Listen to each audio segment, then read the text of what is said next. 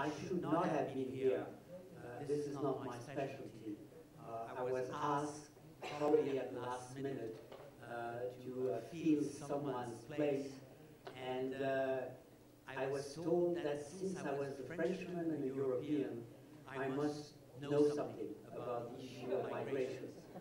And I wasn't strong enough to reject the invitation.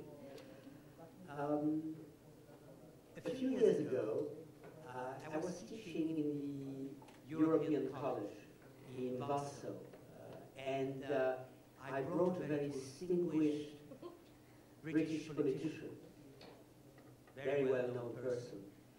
And I took him for a ride in the streets of Warsaw.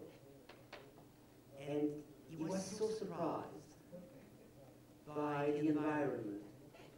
He confided to me very candidly, but it is a city which looks like the city I knew when I was a young child.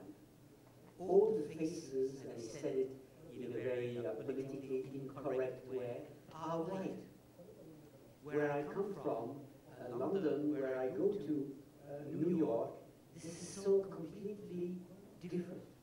And he conveyed a kind of emotional message, which is part of the problem we are facing today.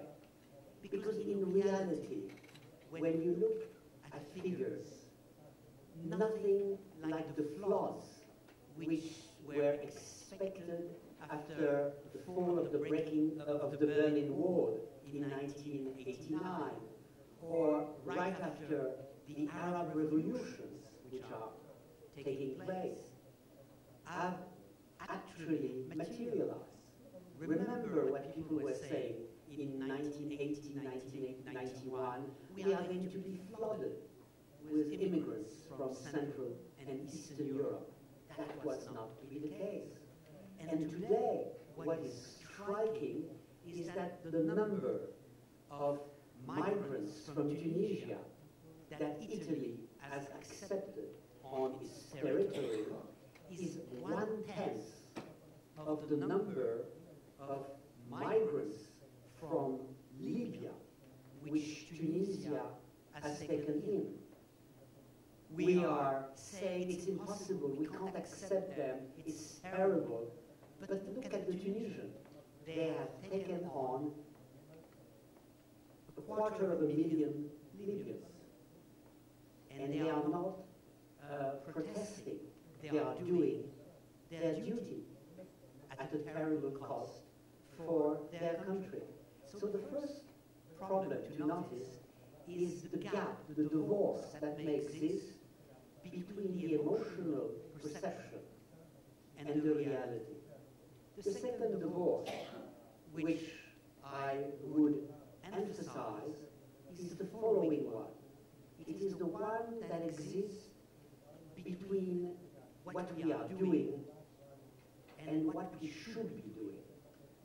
When you look at Europe today, migrations are a revelator of two phenomena.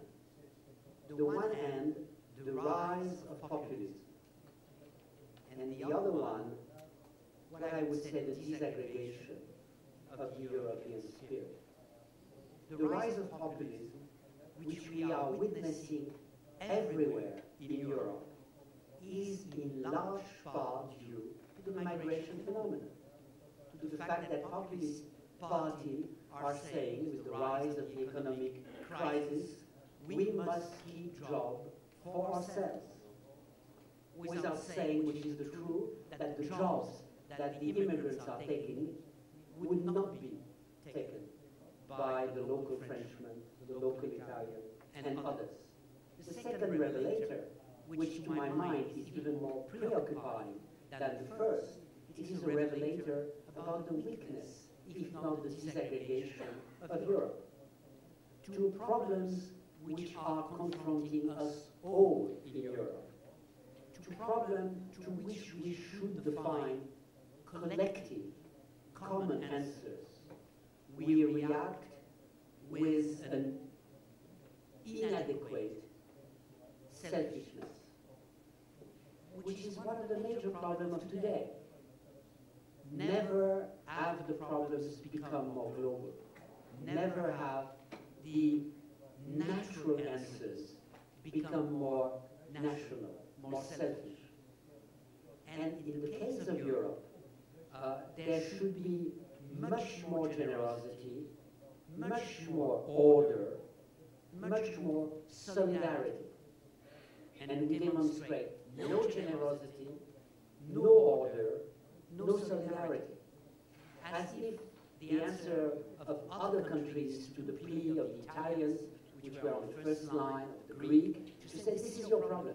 They are on your territory, we don't want to hear about it. And we have a challenge of adaptation, which is vital if we want to deal as respectable democracies vis-à-vis the problem of migration.